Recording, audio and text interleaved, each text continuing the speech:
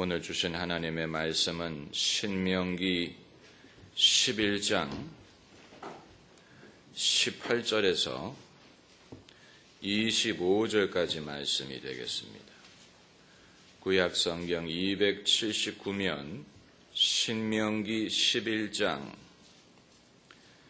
18절에서 25절까지 18절에서 25절까지 함께 읽겠습니다. 이러므로 너희는 나의 이 말을 너희 마음과 뜻에 두고 또 그것으로 너희 손목에 매어 기호를 삼고 너희 미간에 붙여 표를 삼으며 또 그것을 너희의 자녀에게 가르치며 집에 앉았을 때든지 길에 행할 때든지 누웠을 때든지 일어날 때든지 이 말씀을 강론하고 또 내 집 문설주와 바깥문에 기록하라. 그리하면 여호와께서 너희 열조에게 주리라고 맹세하신 땅에서 너희의 날과 너희 자녀의 날이 많아서 하늘이 땅을 덮는 날의 장구함 같으리라.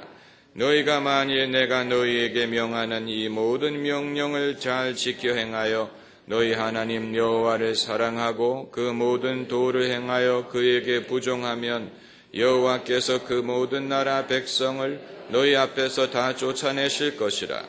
너희가 너희보다 강대한 나라들을 얻을 것인즉 너희의 발바닥으로 밟는 곳은 다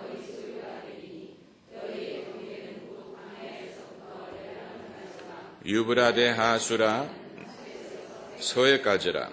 너는 하나님 여호와께서 너희에게 말씀하신 대로 너희 밟는 모든 땅 사람들의 너희를 두려워하고 무서워하게 하시리니 너희를 능히 당할 사람이 없으리라. 아멘. 우리는 사기를 당하고 살고 있습니다. 대사기극이 벌어지고 있는데 우리가 당한 첫 번째 사기는 부동산 필패론입니다. 그동안 부동산 값은 떨어지지 않으리라는 것을 철칙으로 믿고 살아왔는데 부동산 가격도 떨어질 수가 있고 떨어지고 있습니다. 미국에서는 부동산 버블이 꺼지는 현상이 금융위기를 몰아오고 중산층 다수의 몰락을 가져왔는데 만일 한국에서 이런 일이 발생한다면 어떻게 될지 상상만 해도 끔찍한 것입니다. 두 번째 사기극은 대학만 나오면 인생을 보장받으리라는 기대치입니다. 모든 한국 사람들이 이것을 믿었습니다. 한동안은 그것이 사실인 듯 했습니다. 그러나 더 이상 사실이 아닙니다. 대학을 나와도 취직하지 못하는 젊은이들이 많이 있습니다. 그래서 인류대학을 졸업한 후에 다시 전공을 바꾸어서 공부를 시작하는 학생들이 많습니다. 대학 생활도 바뀌었습니다. 옛날식의 캠퍼스 낭만은 사라져버리고 학생들마다 스펙을 쌓느라 정신이 없습니다. 그래서 대학을 다니면서 별도로 학원을 다녀야 됩니다. 제가 중학생이었을 때 TV에 장학 퀴즈라는 것이 인기였는데 한 번은 이 진행자가 거기에 출연한 고등학생에게 남학생 이성교제에 대해서 생각을 하십니까? 이렇게 물었더니 그 고등학생이 대답하기를 저는 저의 할 바를 충실히 하면 나중에 좋은 결과가 있을 거라고 생각합니다. 정답을 말한 것이지요. 그런데 공부를 열심히 해서 좋은 대학을 가면 여자가 줄을 서리라는 생각, 이것도 역시 사기극입니다. 그렇게 되지 않습니다. 그렇기 때문에 기회가 왔을 때 붙잡아야 됩니다. 나중에 기회가 있으려니 그렇지 않습니다. 그리고 세 번째 사기극은 엄마의 사명은 자식 공부를 열심히 시켜서 좋은 대학에 집어넣는 것이라는 이론입니다. 이 이론이 대한민국의 엄마들을 사로잡는 데 성공했습니다. 그래서 모든 엄마들이 여기에 이의를 제기하지 않고 일사불란하게 이 이론을 따랐습니다. 아이들이 유치원에 들어가기 전부터 레이스가 시작이 됩니다. 그래서 영어 유치원은 기본이고 애들 영어 발음을 좋게 해주기 위하여 혀를 수술하는 일까지 발생합니다. 고난의 행군은 모든 가정의 공통적인 경험이 되었습니다. 이것이 누구를 위한 것이고 누구에 의한 것이고 이 현상은 언제 끝날 것이며 영원히 우리가 이렇게 살아야 되는지 알 수 없습니다. 우리가 이와 같은 사기에 놀아나는 동안에 하나님의 말씀은 창밖으로 던져졌고 우리와 상관이 없는 말씀이 되어버린 것입니다. 하나님은 자녀의 교육에 대하여, 특별히 말씀 교육에 대하여, 그리고 그들의 미래에 대하여 당신의 약속을 분명히 하셨습니다. 여러분, 유태인의 자녀 교육열은 대한민국의 교육열에 결코 뒤지지 않습니다. 그런데 그것은 하나님의 말씀에서부터 비롯된 것이고 오늘 본문에서 그것을 볼 수가 있는 것입니다. 그게 바로 18절과 19절에 있는 말씀입니다. 이 말씀은 한국에 유교가 들어오기 이전에, 한국에 불교가 들어오기 이전에 우리 조상들이 무엇을 가르치고 어떤 교육체제를 갖고 있었는지 알 수 없는 3000여 년 전에 하나님이 이스라엘 백성에게 자녀를 이렇게 가르치라고 명하신 것입니다. 18절 19절을 보면 이러므로 너희는 나의 이 말을 너희 마음과 뜻에 두고 또 그것으로 너희 손목에 매어 기호를 삼고 너희 미간에 붙여 표를 삼으며 또 그것을 너희의 자녀에게 가르치며 집에 앉았을 때이든지 길에 행할 때이든지 누웠을 때이든지 일어날 때이든지 이 말씀을 강론하라고 하셨어요. 그냥 한 가지가 아닙니다. 앉았을 때, 길에 행할 때, 누웠을 때, 일어날 때 부지런히 하나님의 말씀을 자녀에게 강론하라는 것, 가르치라는 것입니다. 그러면 어떤 축복이 임할 것을 약속하셨느냐? 그리하면 여호와께서 너희 열조에게 주리라고 맹세하신 땅에서 너희의 날과 너희 자녀의 날이 많아서 하늘이 땅을 덮는 날의 장구함 같으리라. 부모도 장수하고 자식도 장수하는 것이 하늘이 땅을 덮는 날의 장구함 같으리라. 너희가 만일 내가 너희에게 명하는 이 모든 명령을 잘 지켜 행하여 그렇게 하면 너희를 능히 당할 사람이 없으리라. 얼마나 위대하고 놀라운 말씀입니까? 그런데 오늘날 우리는 이 사회의 대사기극에 휩쓸린 나머지 자녀 교육의 핵심을 상실했고 하나님의 약속을 잊어버렸습니다. 여러분, 하나님이 약속하신 것은 세상이 주는 것과 같지 않습니다.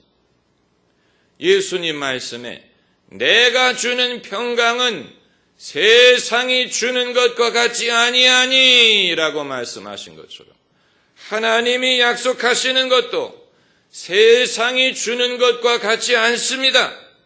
그것을 우리가 알아야 됩니다. 하나님께서 너희 자녀가 석박사가 되리라 하고 말씀하지 않았어요. 너희 자녀가 의사가 되고 판사가 되고 검사가 되고 변호사가 되고 고위 공무원이 되고 사회에서 존경받는 직장에 들어가리라 이렇게 말씀하지 않았어요. 그러나 그보다 더 강력하고 더 위대한 말씀을 하셨습니다.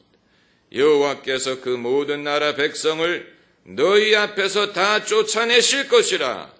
너희가 너희보다 강대한 나라를 얻을 것인즉 너희보다 강대한 나라를 얻을 것이라 말씀하시고, 너희의 발바닥을 밟는 곳은 다 너희 소유가 되리라.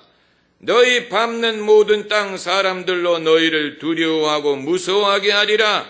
너희를 능히 당할 사람이 없으리라. 여러분, 이보다 더 큰 축복은 있을 수가 없는 것입니다. 하나님의 약속이 구체적으로 어떤 식으로 성취될 것인지는 사람마다 지켜봐야 될 것이지만, 요즘 대한민국의 소위 공부를 잘해서 성공했다는 사람들 중에 본문에 하나님이 말씀하신 것과 같은 그와 비슷한 복을 누리는 사람을 찾아보기가 어렵습니다. 그 말은 하나님이 약속하신 축복은 세상이 생각하는 출세나 성공의 개념보다도 훨씬 크고 위대하다는 것을 보여주는 것입니다. 그렇기 때문에 대사기극이라고 말씀드리는 것입니다. 그렇다 할 결과를 보장해 주지도 못하면서 모든 부모와 청소년을 동일한 고난의 행군으로 몰아넣는 사회 분위기, 이것이 대사기극인 것입니다. 아마 여러분 중에는 저는 이 말씀대로 하고 싶지만 벌써 늦었습니다. 벌써 애는 다 컸고 벌써 저는 사라와 같습니다. 이렇게 생각하시는 분이 계실지 모르겠는데, 여기서 자녀라 하면 반드시 내가 낳은 자녀를 뜻하는 것이 아니고, 이것은 손자, 손녀가 될 수도 있고 조카가 될 수도 있고 교회 어린이가 될 수도 있고 세상의 모든 어린이가 될 수도 있고 우리의 다음 세대가 될 수도 있고 제자들이 될 수도 있고 우리의 양이 될 수도 있습니다. 자녀라는 것은 광범위한 그런 뜻을 가지고 있습니다. 소파 방정환 선생이 어린이들을 위할 때 자기의 자녀만을 위한 것이 아니었던 것처럼, 그러므로 이제 중요한 것은 자녀에게 그들이 앉았을 때나 길에 행할 때나 누웠을 때나 일어날 때에 이 말씀을 강론하기 위해서는 먼저 내 자신이 할 말이 있는 사람이 되어야 됩니다. 할 말이 있는 사람이 되어야 합니다. 목사가 말을 잘해서 목회를 하는 게 아니고 자기 의견이 많아서 목회를 하는 게 아니고 그 안에 하나님의 말씀이 있기 때문에 목회를 할 수가 있는 것입니다. 다시 말하면 할 말이 있기 때문에 양들을 먹일 수가 있는 것처럼 여러분 안에 할 말이 없다면 자녀뿐만 아니고 어느 누구에게도 할 말이 없는 것입니다. 사람의 영혼 속에 말씀이 담겨져 있어야 됩니다. 성경 말씀에 마음에 가득한 것을 입으로 말하느니라고 해서 out of the fullness of the heart, 마음에 가득한 것으로 입으로 말하느니라. 그러므로 할 말이 없다는 말은 그 영혼이 텅 비었다는 말입니다.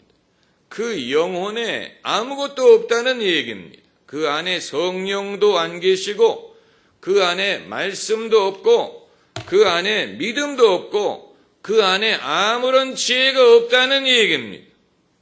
있다면 오로지 조바심이 있고 두려움이 있고 불안, 염려, 안타까움, 분노, 그렇기 때문에 입을 열면 조바심이 튀어나오고 불안이 튀어나오고 두려움이 튀어나오고 분노가 튀어나오고 마음에 가득한 것을 입으로 말하느니라고 했기 때문에 내 마음에 무엇이 가득 차 있느냐에 따라서 내 입으로 어떤 말이 나오느냐가 좌우되는 것입니다. 그러므로 자녀뿐만이 아니고 누구에게든 할 말이 있기 위해서는 먼저 내 안에 하나님의 말씀이 있어야 됩니다. 마음으로 믿어 의에 이르고 입으로 시인함으로 구원에 이르느니라고 했어요. 마음에 믿음이 있어야 돼요. 마음에 하나님의 말씀이 있어야 돼요. 은혜가 내 안에 있어야 돼요. 그럴 때 우리는 할 말이 있는 사람이 될 수가 있습니다. 여러분, 그러므로 자녀를 부지런히 가르치기 위해서는 우리의 마음속에 하나님의 말씀이 있어야 되는데 어미새가 새끼를 먹이는 것과 같습니다. 어미새가 모이를 물어와서 새끼를 먹일 때도 있지만 어미새가 먼저 그것을 삼켰다가 새끼를 먹일 때 개웁니다. 생각하면 좀 비위생적이죠. 우리가 자녀를 그렇게 먹인다고 생각해요. 새끼를 먹일 때 해가지고 먹이면 아마, 그러나 어미새는 한번 자기가 먹었던 삼켰던 것을 개워가지고 새끼한테 먹입니다. 날 것을 먹이는 게 아니고 한번 자기가 소화한 것을 먹인다는 얘기입니다. 이것이 하나님의 말씀뿐만이 아니고 사람이 하는 모든 말에 적용이 되는 것입니다. 논문을 쓸 때 남의 글을 그대로 베꼈으면 표절이에요. 그러나 남의 책을 읽고 이해하고 내가 그것을 소화한 다음에 내 말로 그것을 쓰면 그 논문은 훨씬 더 설득력이 있고 훨씬 더 훌륭한 그런 그 질의 글이 될 수가 있는 것입니다. 중요한 것은 내 말로 표현한다는 데 있습니다. 남이 한 말을 그대로 베껴가지고 그대로 옮기는 게 아니고 일단 그것을 내가 먹고 내가 받아들이고 내가 이해하고 내 것이 되게 한 다음에 내가 소화한 다음에 그것을 내 말로 전달하는 것입니다. 여기에는 차이가 있습니다. 남의 말을 주워와 가지고 전달하면 사람들이 잘 듣지 않습니다. 그런데 그것은 내가 소화해서 먼저 내 것으로 만든 다음에 내 말로 그것을 전하면 훨씬 사람들이 쉬워하고 사람들이 알아듣고 그리고 사람들 마음에 와 닿습니다. 그게 중요한 것입니다. 이 예수님 말씀에 성령이 너희에게 임하시면 너희가 권능을 받고 내 증인이 되리라. 다시 말하면 은혜를 받으면 그것을 남에게 전할 수 있는 능력을 얻는다. 먼저 말씀이 내게 은혜가 되면 그것을 남에게 전할 수 있는 능력을 얻게 된다는 얘기. 내가 먼저 은혜를 받는 것이 중요합니다. 제가 여러분에게 세상의 교육열을 쫓아가지 말라고 말씀드리는 게 아니에요. 로마에 있을 때는 로마인처럼 행해야죠. 하지만 우리가 두 가지 면에 있어서 생각의 변화가 필요하다는 것을 말씀드리는 것입니다. 두 가지 면에. 첫 번째는 자녀에게 무엇을 가르쳐야 될 것이냐, 무엇을 힘써서 가르쳐야 될 것이냐에 대한 생각의 변화가 일어나야 됩니다. 여러분, 우리가 자녀에게 그 가르치는 교육은 전부 다 외주를 주는 것입니다.